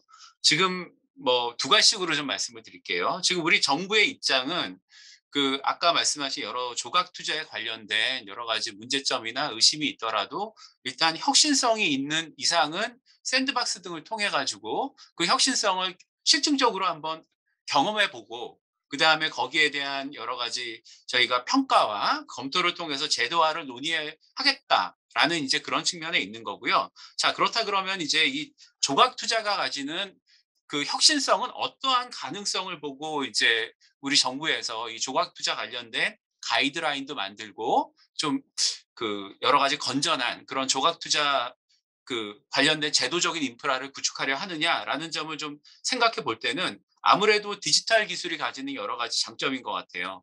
일단 그 저희 그 매매 거래 시스템에 있어서 이제 그 해외에서 보면은 그 STO 거래소들 보면 T0라는 이름을 붙인 것처럼 현재 T+2일 그런 그 거래 구조가 실시간 총액 결제로 24시간 시장 거래가 가능하고 또 법적 기반만 갖추어지면 분산 원장 기술의 원본성이 법적으로 인정된다는 전제하에 분할 소유가 가능하고 또 어떻게 보면 투자자의 접근성도 높아지고 그다음에 신속 결제도 가능하고 또 글로벌한 시장 유동성을 또 투자자들이 가질 수 있다. 이런 여러 가지 장점 그리고 또 이제 디지털화됨으로써 자동화된 스마트 계약의 어떤 유연성이나 또 법규 준수 자체도 자동화되고 또 탈중개인화 시킬 수 있기 때문에 즉 그 어떤 인적 내지는 그 기관의 어떤 신뢰성을 기술적 신뢰성으로 극복함에 따라서 직접 자금 조달 비용이 감소되는 이런 여러 가지 효용을 보고 그 가능성을 좀 엿보자. 그리고 이것이 또 시장에서의 여러 가지 또 투자자들에 대한 그러한 과도하거나 혹은 합리적인 어떤 그러한 투자 수요를 또 뒷받침해서 지금 현재 글로벌리 조각 투자가 있는 건데 그럼 여기에 대한 또 위험성도 우리가 살펴봐야 됩니다. 그러니까 이러한 위험성 때문에 전면적인 어떤 제도 허용을 하지 않고 또 이제 샌드박스를 하려는 이유겠죠. 이제 뭐 가장 이제 그 제가 보기에 이제 문제가 되는 거는 그 홍 교수님 잘 말씀하셨는데 진짜 좋은 그 조각 투자의 그 대상 자산의 경우에는 뭐 사모 투자나 아니면 기존의 제도권에서 이미 했기 때문에 이 조각 투자되는 것들에 대한 이 garbage in, garbage out, 즉 불량 자산이 토큰화되는 이런 문제점이 있고요. 이러한 문제점들은 과거 우리가 그 여러 가지 그 자산 유동화 시장에 있어서 이제 문제점으로 특히나 이제 이러한 문제점이 드러난 게 서프라임 모기지 사태이겠죠. 이제 이러한 문제점들이 있고 또 여러 가지 또 규제의 불확실성과 사업의 또 금지가 되는 그러한 그 여러 가지 규제 리스크들 그다음에 또 여러 가지 기술적인 문제와 제도적인 문제가 같이 병행돼야 되는데 한쪽에 있어서의 어떤 지체 현상에 따른 이런 리스크들 뭐 이런 것들 때문에 이제 현재 샌드박스를 통해 가지고 그 조각 투자라는 그 새로운 제도를 지금 도입하려고 하는 이런 측면이 있는데요. 그러면 어쨌든 샌드박스를 통해서 이제 도입을 함과 동시에 우리가 또 논의해야 될 어떤 그 법적인 어떤 인프라의 문제는 어떤 것이 있느냐 간략히 말씀드리면 저는 이제 가장 큰 문제는 이제 그 현재 그 우리 카사코리아나 다른 그 부동산 조각 투자에서 나타나는 그 소위 말하는 미러링의 문제인 것 같습니다. 이미 전자증권법이 시행이 되었고요. 그 블록체인 혹은 이제 그 뮤지카와 같은 이 디지털화된 증권은 다 전자증권입니다. 전자증권은 전자증권법에 따라서 많은 증권의 경우에 있어서 그 중앙 집중화된 그 전자 등록 기관에 이제 등록을 하도록 되어 있는데, 이것은 그 분산원장 기술과는 전혀 좀 다른 기술인 것이죠. 따라서 이제 독일과 같이 이제 분산원장 기술과 그 중앙 집중화된 전자 등록 두 개를 같이 제도 내에 그 편입할 수 있을지, 이거는 또 저희가 샌드박스를 또 진행하면서 같이 논의해야 될 이런 부분이고, 지금 현재는 이제 전자증권법을 따라야 되기 때문에 그 부동산 조각 투자 업체들, 샌드박스에 있는 업체들은 현재 그 블록체인에 있는 그러한 거래 데이터를 다시금 그 전자등록 기관으로 옮기는 이런 미러링 방식을 또 행하고 있는데, 관련해서의 좀 비효율이 어느 정도는 있는 것 같아요.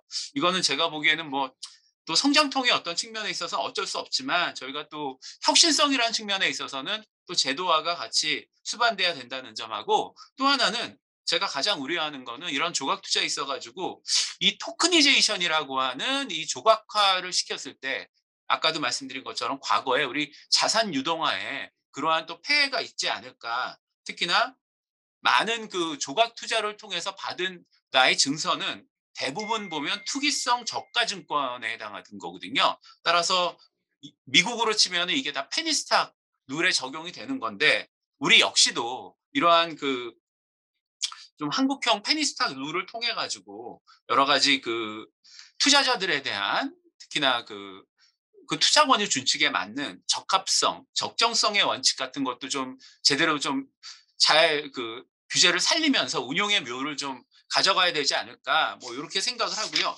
그다음에 예자선 변호사님 정말 재밌게 얘기 잘 들었습니다. 저 역시도 얼마 전에 그 위믹스 관련된 여러 문제점에 대해서 연구를 좀 진행을 하였는데요. 그 위믹스 사례는 우리나라에 있어가지고 지금 가상자산 업권법의 규제 공백 이 얼마나 심각한 문제인가라는 걸 잘 보여주는 것 같아요. 물론 지금 현재 테라 누나 사태, 그리고 위믹스 사태, 이런 것들이 가상자산 업권법이 존재한다고 해서 없어지지는 않습니다. 다만 중요한 거는 업권법이 없음으로 해서 투자자 피해가 더 극대화됐다는 점에 있어가지고 문제가 되는 것 같아요. 그 위믹스 사례를 예를 들어서 말씀드리면, 먼저 우리가 이제 가상자산 업권법이 없기 때문에 드러나는 가장 큰 문제는 의무 공시 제도가 없었기 때문에 드러난 문제인데요. 아까 그 변호사님께서 잘 지적하셨듯이 이 위믹스의 깜깜이 매도 사태는 처음에 백서에 나온 그 락업 플랜, 일종의 그 가상자산 배분 계획이죠. 이 배분 계획에 대한 그 락업단, 그 보이에스된 그 가상자산을 시장에 풀면서 이거를 투자자들한테 고지를 안 했기 때문에 더 많은 그 코인 물량이 드러나면서 투자자들이 어떻게 보면 그 자산 가치가 희석화된 이런 문제가 있었는데, 지금 현재 가상자산 업권법을 보면요, 이러한 백서의 중요 변동사항에 대해서는 계속 공시 의무가 있습니다. 따라서 계속 공시 의무가 있었다면 깜깜이 매도 사태는 막았겠죠. 그다음 두 번째, 불공정 거래 행위에 대한 규제, 특히 부정거래 행위에 대한 그 금지가 없기 때문에 드러난 문제도 많았던 것 같아요. 이러한 시장의 깜깜이 매도 문제가 되자 이제 관련돼서 그 회사 관계자들이 여러 가지 그 회계에도 문제가 없고, 이것들은 뭐 그 공시에도 문제가 없고, 이런 여러 이야기를 하셨는데요. 뭐 저는 뭐 이것이 좋게 판단하면은 주주이익 극대화라는 측면에 있어가지고 뭐 본인들의 성관주의 의무를 뭐 또 했다는 측면에서는 이해할 수 있겠지만, 더 중요한 거는 그거는 주주에 대한 것이고요. 코인 투자자들에 대해서는 전혀 보호의 어떤 장치가 없었거든요. 이들도 역시 투자한 그 투자자로서의 어느 정도의 권리가 있기 때문에 부정거래 행위를 통해서 이분들이 그 이러한 규제가 있었다면 그 발언하시는 데 있어가지고, 또 어떤 경우에는 증권신고서에 신고된 투자 위험을 공시해 놓고서도 해당 그 투자 위험이 전혀 문제가 없다는 식의 발언까지 했거든요.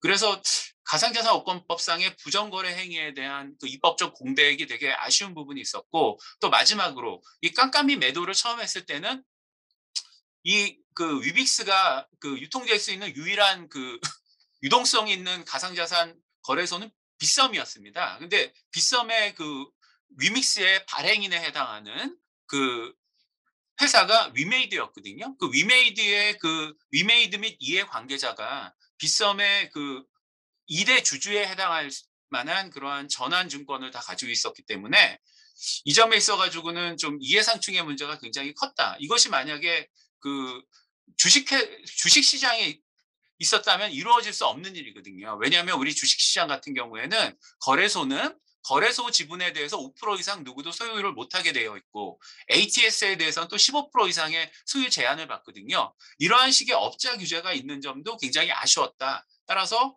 그 위믹스 사태는 공시 규제, 불공정 거래 규제, 업자 규제의 어떤 공백 속에서 일어난 여러 가지 좀 총체적인 어떤 그 난국을 좀 보여준 측면이 있었고요. 무엇보다 마지막으로 이 법이 통과될 때까지는 많은 또 시간이 걸립니다. 이러한 측면에 있어 가지고는 업계의 자정 노력이 필요한데요. 가장 아쉬웠던 부분, 유믹스 사태의 가장 아쉬웠던 부분은 이미 가상자산 업권법이 국회에 발의 중인 와중에 이러한 규제 내용 자체가 소개되고 있는 측면에서 법이 없다고 해서 그 최소한의 도덕률에 해당할 수 있는 이런 그 공시 위반에 관한 행위 등이 이제 이루어진 점에 있어서 매우 아쉬움이 남는다 이렇게 평가해 볼 수 있고요. 마지막으로 그래서 이것이 디지털 자산 기본법이 되건 가상자산 업권법이 되건 조속한 입법적인 조치가 필요하다 생각합니다. 이상입니다. 네, 감사합니다. 김검래 박사님께서 지금 우리가 논의하고 있는 이런 조각 투자 또는 코인 이런 쪽의 어떤 상품의 혁신성, 이런 혁신성이 가지는 가능성 그리고 규제 공백이 야기한 여러 가지 문제, 그래서 하루빨리 어떤 규제적 정비가 좀 필요한 게 아니냐라는 다양한 시각에서 말씀을 해주셨습니다. 김경태 대표님 온라인에 나와 계십니까? 네, 안녕하세요. 저 트레저러 대표로 있는 김경태입니다. 네, 토론 부탁드리겠습니다. 네, 오늘 먼저 초대해 주셔서 너무 감사드리고, 일단은, 교수님이랑 변호사님이랑 사실 그 앞에 계신 토론해 주신 분들도 저한테는 사실 외부에서 듣기 굉장히 어려운 이런, 말씀들을 많이 해주셔서 저는 사실 굉장히, 저 개인적으로 굉장히 많이 도움이 됐던 그런 시간이었던 것 같고요. 이제 제가 사실 드리고 싶은 말씀은 어떻게 보면 저희는 이제 블록체인 쪽에서 좀 오래 있다가 이제 지금 수집품 관련된 분할 소유권을 이제 판매하는 회사로서 뭐 어떤 와인이라든지 시계라든지 이제 이런 뭐 고가의 어떤 수집품들 위주로 저희가 이제 분할 그 소유권을 판매를 하고 있습니다. 근데 이제 사실 조금 뭐 그 전에 뭐 블록체인이나 뭐 토큰이 갖고 있는 조금 뭐 부정적일 수 있는 부분들, 그리고 조각 투자 갖고 있을 수 있는 이런 부정적인 부분들이나 아니면 위험 요소들에 대해서 사실 많이 말씀을 해주셨는데 사실 제가 이제 말씀드리고 싶은 부분은 뭐 저희가 하고 있는 서비스는 다르다 뭐 이런 말씀을 드리는 건 사실 이 자리에서 좀 무의미할 것 같고 반대로 지금 가상자산과 어떤 조각 투자와 랑은 저도 좀 본질적으로 조금 다르다고 일단은 생각을 하고는 있어요. 그러니까 예를 들면 물론 어떻게 봤을 때 결국에는 하나의 소유권을 분할로 소유를 한 다음에 이제 그런 것들을 통해서 사실 블록체인이 이제 이런 것들에 대한 소유권을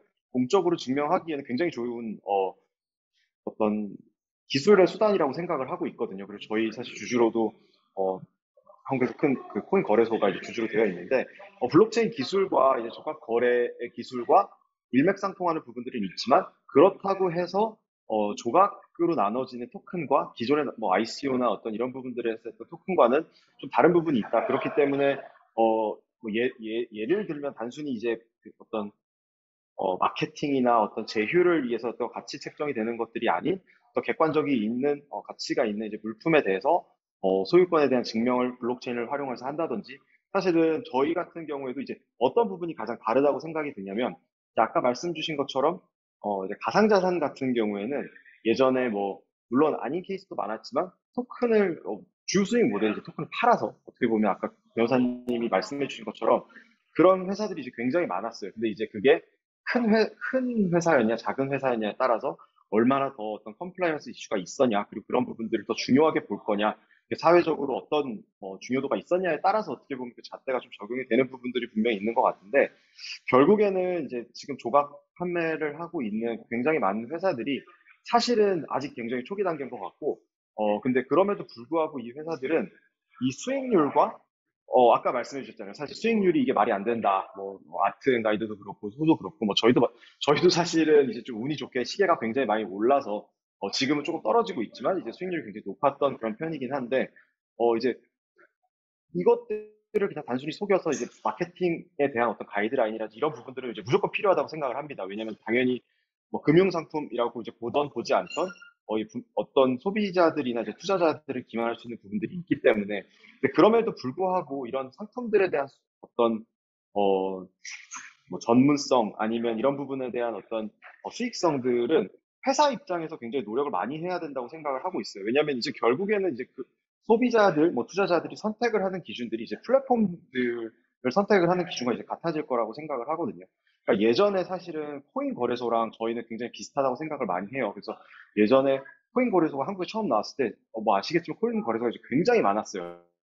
그리고 큰 돈을 쉽게 벌 수 있었던 코인 거래소들도 굉장히 많았던 걸로 저는 이제 기억을 하는데 그 중에서 결국에는 어떤 금융 당국이 제시해 주시는 가이드라인을 많이 따라하고 준수를 하고 사실은 가이드라인이 없을 때도 최대한 이제 금융기관에서 하고 있는 어떤 중립적인 위치라든지 뭐 투자자 보호 의무라든지 이제 고지 의무 이런 부분들을 착실하게 잘 지킨 회사들이 제도권에 편입되는 데는 분명히 저희는 어느 정도 시간이 걸릴 거라고 보고 있거든요. 그래서 저희는 뭐 사실은 아까 이제 이제 규제를 빨리 만들어 달라는 게 되게 웃기다라고 이제 말씀을 해주셨는데 사실은 저희 입장에서도 규제를 받고 싶어서 이런 부분들이 아니라 최대한 맞춰서 하려고 하고 있고 심지어 서버의 어떤 개인 관리 정보 이력들이나 이런 어떤 컴플라이언스 레벨 자체를 저희는 지금 따라가는 게 이제 은행을 맞출 수는 없지만 지금 가상자산 거래소들이랑은 좀 맞춰보고 싶다라고 해서 그런 쪽으로 가고 있고 어떻게 보면 이런 업계에서도 이런 작용들을 통해서 이제 노력을 많이 하고 있고 금융감독원에서 어떤 가이드라인이 내놓을 때마다 최대한 이쪽에 맞춰서 이제 노력을 하고 있고 혁신성이란 부분들은 사실은 이제 아까 처음에 말씀해 주신 것처럼 이제 테크가 어떻게 테크냐 이런 것들은 있는데 저희는 사실은 이건 좀 많이 하지만 사실은 이런 부분들도 객관성을 띠기 위해서 그리고 어떤 공정성을 띠기 위해서 어, 엄청난 기술은 아니지만 저희 같은 경우에는 사실은 이제 와인 같은 경우 전 세계에 있는 데이터를 크롤링해서 보여준다든지 시계가 거래되는 빈도를 보여준다든지 이런 저희가 가격을 책정을 하는 게 아니기 때문에 이제 그런 부분들에 대한 어떤 소비자 보호라든지 혁신성들이 좀 있을 것 같습니다. 그래서 조금 이제 정리를 하면 아직까지는 물론 굉장히 좀 초기 단계인 것 같고 잘하는 회사랑 이제 잘 못하는 회사들이 이제 아직 많이 이제 생겨나고 있겠지만 결국에는 이런 어떤 투자자 보호라든지 외부 컴플라이언스들 그리고 어떤 정책들 그리고 금융감독원이나 어떤 규제에 얼만큼 규정을 준수하는 거에 따라서 결국에는 시장에서 살아남는 회사 이제 살아남지 못하는 회사가 나눠질 거라고는 저희는 이제 생각을 하기 때문에 이제 저희 회사 입장에서도 굉장히 이런 부분들에 대해서 많이 따라가려고 노력을 하고 있고 이제 그런 부분들을 신경을 많이 써주고 있다라는 부분들을 좀 많이 인지해 주시면 저희 감사할 것 같습니다. 감사합니다. 네, 김경태 대표님 감사합니다. 지금 현재 그 명품 시계나 파인 와인, 그죠? 그런 희소 고가품을 조각 투자로 지금 하고 계시면서 지금 가상자산과 조각 투자는 사실 다르지 않느냐. 지금 하시는 조각 투자는 실체가 있는 거죠. 가상자산이 아니고. 그리고 실질적으로 좀 더 신뢰성을 강화시켜서 소비자의 투자에 하나의 중요한 대상이 될 수 있지 않겠느냐라는 이런 말씀으로 이해하겠습니다. 자, 마지막 토론은 보험연구원의 황희찬 박사님에게 부탁드리겠습니다. 네, 안녕하세요. 보험연구원 황인찬입니다. 매번 이 토론회 같은 거 하면은 제 이름 때문에 항상 마지막에 하는데 오늘은 좀 일찍 할까 해볼 스트레이지가 있는데 오늘 역시 마지막에 약간 부담이 되네요. 일단은 오늘 발표랑 토론 잘 들었고요. 워낙 발표하신 분들하고 토론하신 분들이 이런 관련 전문가셔서 오늘 좀 다른 얘기를 좀 해볼까. 다른다기보다는 조금 이 세부적 이슈 말고 좀 전반적인 얘기를 좀 해볼까 해요. 작년하고 올해 가상자산, NFT, CBDC, 그러니까 디지털 자산 관련된 논의가 굉장히 많았어요. 그 다음에 입법 추진도 되어 왔고 이런 게 굉장히 많이 되어 있는 상황이라서 사실 이런 디지털 자산에 관련된 정책이라든지 규제 마련에 대한 당위성, 필요성에 관련된 논의나 좀 세부적인 이슈에 대해서는 좀 얘기를 하지 않고 오늘은 이런 걸 마련하게 될 때 정책이나 규제 체계를 마련할 때 어떠한 사항을 좀 우선적으로 고려를 할 필요가 있는지에 대해서 좀 말씀드리려고 해요. 첫 번째는 저는 앞서 몇 분이 말씀하셨는데 저는 속도가 되게 중요하다고 생각이 들거든요. 이게 두 가지 측면이 있는데 첫 번째는 소비자 측면에서 최근 가상자산 포함해서 디지털 자산 시장이 급속도로 성장을 했는데 그 이후에는 사실 어떤 이런 그 사업들의 내재되어 있는 기술의 혁신성도 있지만은 그것보다 더더욱 그 요인으로 사실 글로벌 금융위기나 코로나19 사태를 통해서 굉장히 풍부해진 유동성이 있다고 봐요. 네, 그걸로 인해서 굉장히 시장이 급속도로 성장했다고 보고 근데 이제 앞으로 보면은 인플레이션 때문에 뭐 금리 인상, 양적 긴축 때문에 결국은 유동성이 축소될 게 지금 기대가 아니고 거의 확정적인 상황이거든요. 그러면 결국은 디지털 자산 시장이 위축이 될 수밖에 없고 결국은 소비자 피해 발생 가능성이 굉장히 높아진다고 보거든요. 그러니까 실제로 그냥 사업 모형이 다단계 뭐 폰지라고 하더라도 돈이 계속 유입이 되는 성장이 계속되면 전혀 문제가 되지 않아요. 근데 문제가 되는 거는 위축이 되는 순간부터 이제 이런 어떤 문제가 이게 부각이 되고 터지기 시작할 거거든요, 이제.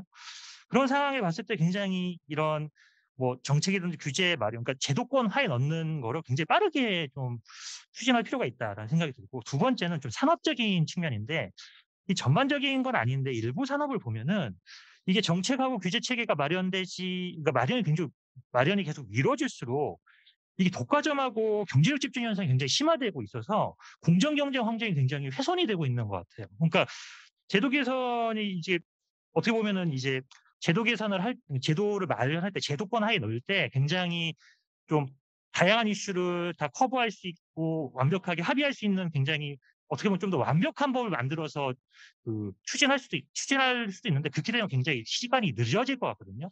그렇게 어떤 법을 완벽하게 만드는 데 드는 그런 효익보다는 지금 법이 늦게 도입이 됐을 때 드는 비용이 굉장히 많아질 것 같아요. 현재 상황을 보면. 그래서 굉장히 정책하고 규제 체계 마련할 때 속도가 굉장히 중요할 것 같다라고 생각이 들고요. 그러면 이제 그런 측면에서 봤을 때 작년까지는 이게 입법 관련된 추진 사항을 보면 가상자산의 범주로 이제 추진이 되는데 올해를 보면은 약간 신정부 영향 때문인지 좀 더 범주가 넓어졌어요. 디지털 자산으로 됐거든요. 그러니까 사실 이렇게 되면은 대상도 넓어지고 이해관계도 굉장히 복잡해질 거고 이슈도 굉장히 다양해질 거기 때문에 합의될 사항이 굉장히 많아질 수 있어요. 그러면 더더욱 이게 시행되고 하는 게 굉장히 늦어질 우려가 되게 높거든요. 그래서 이런 거를 할 때 조금 빨리 뭐 조금 이제 체계를 이게 마련을 하고 그렇게 하기 위해서는 조금 핀포인트로 굉장히 중요한 고려사항 위주로 일단은 만들어 놓고 이제 좀 더 이제 개선을 계속 해가는 게 좀 필요하다고 생각이 들어요. 그럼 이렇게 할 때 좀 어떤 부분을 좀 중요하게 생각을 해야 될까를 봤을 때 앞서 몇 분 좀 얘기를 하셨는데 전 세 가지라고 보거든요. 첫 번째는 시장 경합성. 그러니까 신규 사업자가 그 기존 사업자에 비해 불이익이 안 받는 방향으로 최대한 불이익이 안 받는 방향으로 할 필요가 있다. 그러니까 금융적인 측면에서 봤을 때 뭐 핀테크라든지 뭐 디지털 자산 관련된 시장하고 산업이 굉장히 소비자한테 각광을 받았던 이유는 사실은 기존 금융회사가 제공하지 않은 서비스를 제공했기 때문이거든요. 그러니까 기존 금융회사가 사실 어떻게 보면 진입 규제로 인해서 참호를 쌓고 있었던 상황에서 조금 뭐 규제 샌드박스라든지 아니면은 제도권에서 조금 이게 의도적으로 사실 이렇게 멀리 했던 거죠. 그러니까 이건 우리 관할권이 아니야. 이런 형식으로 사실 산업이 커왔던 거거든요. 그런데 지금 상황에서는 그렇게 커왔던 애들이 다시 참호를 쌓고 있는 상황이에요. 다시 참호를 쌓아서 다시 신규 사업자들이 들어오는 거가 굉장히 어렵게 되고 있는 상황. 그렇기 때문에 사실 이런 부분에 아까 말씀드린 대로 일부 산업에서는 이런 독과점과 경쟁적 집중 현상이 굉장히 심해지기 때문에 이런 부분을 조금 해소하기 위해서도 정책하고 규제 체계가 마련될 필요가 있고 이런 부분을 조금 좀 중요하게 생각할 필요가 있다고 보고요. 두 번째는 이 투명성이라고 생각을 해요. 그러니까 지금 이게 디지털 자산 뭐 시장이라고 봤을 때 뭐 시장도 그렇고 거기에 있는 사업자들의 사업 모형도 그렇고 성과도 그렇고 굉장히 그러니까 규정하기도 어렵고 그다음에 굉장히 불투명해요.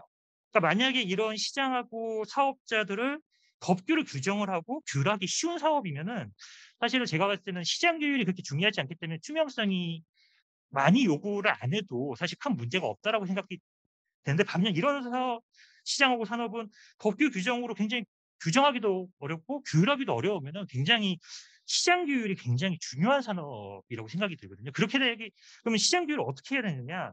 시장 규율이 사실은 당국이 하는 규율에 비해서 약한 규율이다라고 생각을 하면 이건 무조건 실패한다고 봐요. 그러니까 시장 규율이 성공을 하기 위해서는 당국이 규율하는 것보다 약한 규제가 아니고 실질에 맞는 규율을 할 수 있도록. 그러니까 그렇게 하기 위해서는 기본이 투명성이 굉장히 강조가 돼야 되거든요. 그런 측면에서 봤을 때 투명성을 기반으로 시장 규율이 작동이 되고 그로 인해서 장기적으로 소비자 신뢰를 얻을 수 있는 방향으로 가야지. 그렇지 않으면 이게 산업적으로도 굉장히 장기적으로 이게 서바이벌 할 수 있을까 관련된 사항을 조금 고민할 필요가 있다고 보고요. 마지막으로 좀 간단하게 이게 이해상충하고 불공정 거래 행위 규제가 굉장히 시급한 것 같아요. 그러니까 지금까지는 사실은 이게 굉장히 그러니까 새롭게 조성이 되는 산업이고 관련 제도가 미비했기 때문에 시장이나 그 사업자들의 그런 그 사업 모형을 보면은 버티컬 인티그레이션이나 호리존탈 인티그레이션이 굉장히 높은 상황이거든요. 그러니까 이게 어떻게 보면은 효율성 측면도 있지만은 이게 파트너가 없던 거예요, 사실. 제도권 안에 있는 파트너가 없기 때문에 결국 자기가 다 할 수밖에 없는 상황이기 때문에 지금까지는 버티컬 인티그레이션이나 뭐 호리존탈 인티그레이션이 높은 게 어느 정도 허용이 되어 왔고 그런 걸로 인해서 효율성도 추구했다고 했는데 이게 만약에 제도권 안에 들어오고 어느 정도 소비자 신뢰를 받기 위해서는 사실 이런 부분이 굉장히 이해상충하고 불공정 거래 행위를 만들 수 있는 요인이 굉장히 높은 사업 모형을 갖고 있는 상황이거든요. 근데 이런 부분이 조금 해소가 돼야지 어떻게 보면은 조금 이제 신뢰를 높일 수 있는 그런 시장 신뢰를 그러니까 건전한 시장 발전하고 소비자 신뢰를 조금 장기적으로 높일 수 있는 방안이라고 좀 생각이 듭니다. 네, 이상입니다. 네, 황인찬 박사님 감사합니다. 네 분이 토론해 주셨고요. 저희들이 이에 대해서 우리 발제자분들 마지막 코멘트 듣고 마치도록 하겠습니다. 우리 홍균 박사님. 원래 집에 빨리 가고 싶어서 저 답변 없습니다. 그러고 끝내려고 폼을 잡고 있었다가 황 박사님이 말씀하실 때 막 고개를 막 떨어져라 그러고 있다가 도저히 이건 저는 조각 투자로 불려왔지만 말씀을 드리고 가는 게 맞는 것 같았어요. 우리가 업권법이라고 부르잖아요. 디지털 자산법에 대해서 이제 좀 한마디만 드리고 싶은 게 이게 디지털 자산법보다는 사실 만약에 금융위와 금감원이 이 산업을 규제를 하게 된다면 그냥 자본시장법이나 공정거래법으로 하는 게 어떠냐라는 의견을 되게 많이 드렸었어요. 그리고 그 중에서 가장 중요한 이유가 기존 금융사들입니다. 결국에는 그냥 기존 금융사들 AML 되게 잘하고 있고요. 관리 감독 잘 받고 있고요. 자신들이 뭐 하는지 너무나도 잘 알고 있는 상황인데 이들은 어떻게 보면은 지금 그 ICO 금지라는 그 한마디가 진입장벽을 산업에 쌓아준 거거든요. 기존 금융권에. 그러다가 보니까는 이 업계가 혼탁해지는 거라고 저는 생각을 합니다. 무슨 소리냐면은 새로운 법이 만들어지면 결국에는 금융사들은 다시 못 들어오는 문제가 생길 수 있고요. 그럼 새 플레이어를 만드는 건 사실상 불가능해요. 시장이 그만큼 크지도 않을 뿐더러 또 플레이어가 새로 들어와서 경쟁을 할 거라고 보여지지는 않기 때문에 결국에는 그러면은 자본시장법의 규제를 받는 기관들과 이 새로운 법의 규제를 받는 기관들의 경계를 허물어주는 또 다른 법 개정이 필요할 거라고 생각이 되고요. 저는 이 부분이 되게 중요하다고 생각을 하는 게 규제의 역차별 문제에 걸립니다. 이거는. 우리가 아직까지 지난 한 3, 4년간 기존 금융권을 역차별하고 있었던 거거든요. 저는 그 부분이 굉장히 큰 문제라고도 생각을 하고 이 가상자산 업계를 위해서도 사실은 기존 금융 플레이어들이 들어올 수 있는 루트를 열어줘야 하지 않을까라고 생각을 하면서 긴 말 않고 여기서 끝내겠습니다. 감사합니다. 네, 감사합니다. 여자선 변호사님. 네, 저는 조각 투자와 가상자산이 일단 투자계약 증권이라는 점은 동일하지만 당연히 어떤 점에 차이가 있냐면 그래도 조각 투자는 어떤 실질이 있어서 그거에 대해서 지금 가치 평가를 어떻게 하느냐 뭐 이런 게 있어가지고 너무 저거 그게 아니냐 뭐 이래가지고 지금 샌드박스를 검토할 가치가 있는 것이고 가상자산은 이거 한다라고 하면서 잔뜩 만들어 놨다가 그걸 팔아가지고 돈으로 바꾸고 있으니까 그렇게 고려할 가치가 없는 것이라 당장 자본시장법을 적용해서 증권신고서 발행으로 처벌을 해야 되는 것이고 그런 점에서 김경태 대표님의 말씀에 매우 동의를 하고요. 그래서 죄송한 말씀이지만 그 김감래 박사님과 아까 보험연구원의 황희찬 연구위원님 말씀하신 법 집행 여건법이 빨리 돼야 된다는 거는 아까 그 제 책 표지에 그 빙산의 위에가 있었잖아요.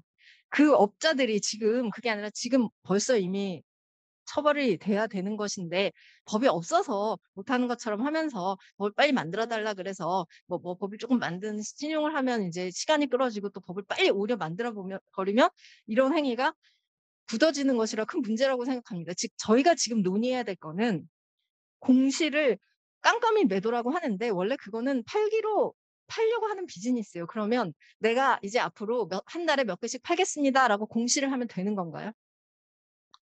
그렇게 그거를 팔아가지고 돈을 버는 게 문제고 애초에 그런 코인을 팔아서 돈을 버는 사업을 할 때 그 사람들의 코인 가치를 올려줘서 내가 너한테 돈 벌게 해줄게라고 했을 때 부가가치 창출되는 게 없고 지금 그러니 증권신고서를 제출을 해서 검토를 받았어야 한다. 즉 이런 일은 존재해서는 안 된다라는 것이 쟁점입니다. 그렇기 때문에 지금 늦었다고 생각을 해도 원래 투자 재계약 증거는 문제가 벌어진 다음에 이렇게 후발로 하는 보충적 개념이기 때문에 하는 게 당연하니 지금 규제를 일찍 못했다고 못하는 게 아니라 지금이라도 이걸 어떻게 집행을 빨리 할 생각을 해야 되고 그다음에 얘를 과연 그러면 이런 속성이 있는데 그럼에도 불구하고 사람들이 많이 하고 있으니까 좀 하게 해줄까 말까 무슨 유용성이 있느냐 어떤 범주에서 허용해 줄까 이거를 과연 얘를 허용해 줘야 되는지를 논의를 하고 허용해 줄 때 어떻게 할까를 논의를 해야 되는 거예요. 근데 지금 이걸 허용을 해줘야 되는 필요가 있는 것인지를 과연 그거 자체를 생략하고 그냥 법 없으니까 투자자 보호 안 되고 있다 법 만들자 이렇게 돼서 이거는 법을 만드는 게 쟁점이 아니라 이 사업자들의 속내는 이거를 허용돼 해주는 것은 당연하다는 것을 빨리 가져가고 싶은 거예요. 그래서 거기에 이용을 업권법을 만들자, 법을 만들자라고 소비자 보호를 기존의 어떤 증권 개념에서 하게 되면 정말 이용을 당하게 된다는 게 저 너무 안타깝게 생각이 되고 그 증거가 뭐냐. 사업자들은 뚜렷한 위법성을 가지고 있어요. 위믹스 코인 백서가 40페이지가 영문으로 되어 있는데 거기 디스클레이머라고 해서 왜 디스클레이머에서 난 이 부분 책임 안 진다라고 하는 조항이 있잖아요. 거기 뭐라고 써 있냐면 두 가지만 말씀드리면 여기 있는 내용은 전부 하나도 보장하지 않는다고 써 있으면서 1번이 이걸 이 법이 허용하지 않는 그런 나라에서는 이 문서를 열람하는 게 금지되어 있습니다. 특히 중국과 미국에서 이거를 팔려는 목적이 전혀 없음을 명시합니다. 중국은 이해가 되죠. 가상자산이 금지됐으니까. 근데 미국은 잘해주는 것 같고 막 미국 거래소 상장해서 팔 것 같이 얘기하잖아요. 근데 그 디스클레이머에 미국에서 팔려는 이유가 없다고 해놨어요. 왜일까요? 미국에서는 지금 그 투자계약 증권으로 위법이거든요. 그리고 그 다음에 여기 이렇게 써 있습니다. 이 문서는 어떠한 형태의 투자도 권유를 하기 위해 의도된 게 아니다. 전혀 투자 계약을 증권을 구성하지 않고 나는 투자 의도의 목적으로 작성하지 않았다고 써 있어요. 물론 증권성 판단은 그렇게 써놨다고 아니라고 하는 게 아니라서 법 집행에는 영향은 없겠지만 왜 이 말을 써놨을까요? 저는 얼마 전에 알았지만 그분들은 이미 법률 검토를 다 받아서 이거는 당연히 투자계약 증권에 해당될 수 있다. 그래서 알았으니까 디스클레이머에 그렇게 써놓은 거잖아요. 그래서 지금 논의를 업권법 만들고 투자자 보고 공시를 해서 자정 노력을 해가지고 이게 되는 그런 얘기가 아니라 이거가 왜 자본시장법에 지금 적용을 안 하고 있냐. 그리고 이거 계속 줘야 되냐. 법을 만들어서까지.